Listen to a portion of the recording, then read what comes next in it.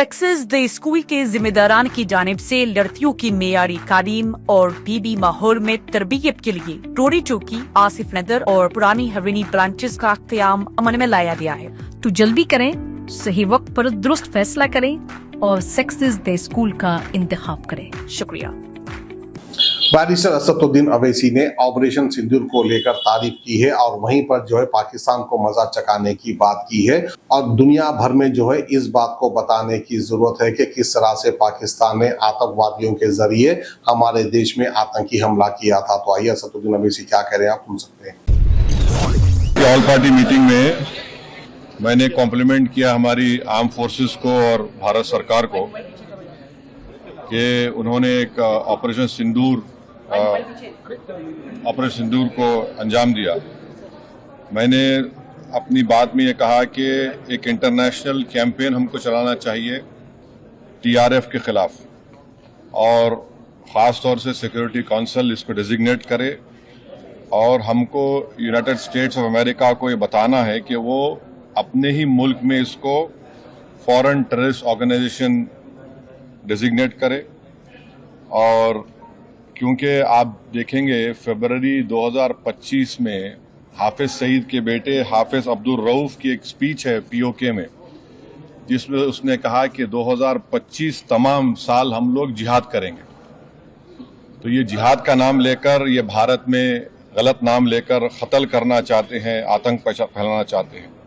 तो यूएस को हम रिक्वेस्ट करें, उनको लॉबी करें कि ये टीआरएफ को एक फॉरेन टेररिस्ट ऑर्गेनाइजेशन बनाए, पाकिस्तान को एफएटीएफ के ग्रे लिस्ट में डाला जाए।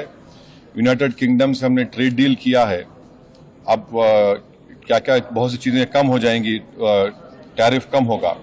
तो हम यूके गवर्नमेंट से कहें कि वो भी टीआरएफ को बैन करें और यूके ट्रेजरी पाकिस्तान को सैंक्शन करे। यूनाइटेड स्टेट्स से हम ट्रेड डील करने जा रहे हैं और यूएस प्रेसिडेंट ने कहा कि जीरो टैरिफ होगा एग्रीकल्चर पर। तो ये मोर द रीज़न है कि हम यूएस भी इसको कबूल करें।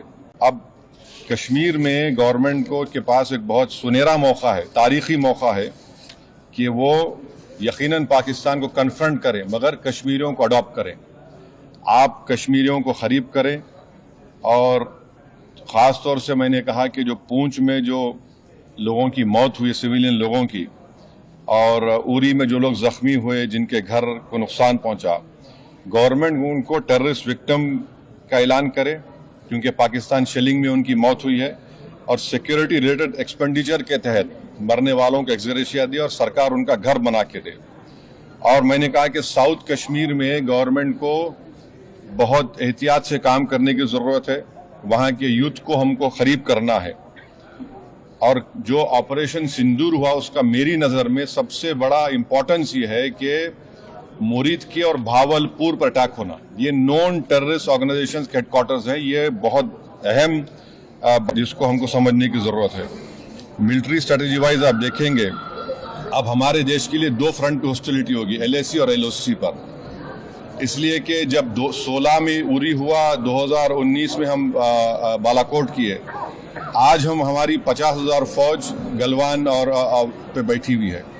तो ये टू फ्रंट हॉस्टिलिटी को हमको देखने की ज़रूरत है। चाइना से हम इतना एक्सपोर्ट कर रहे हैं, इंपोर्ट से ज़्यादा चाइना से इतना इंपोर्ट कर रहे हैं, एक्सपोर्ट से ज़्यादा हो रहा है। तो हम चाइना पर भी इम्प्रेस करें कि वो पाकिस्तान को, टीआरएफ को, जितने टेररिस्ट वांटेड हैं इंडिया, उसको हवाले करें।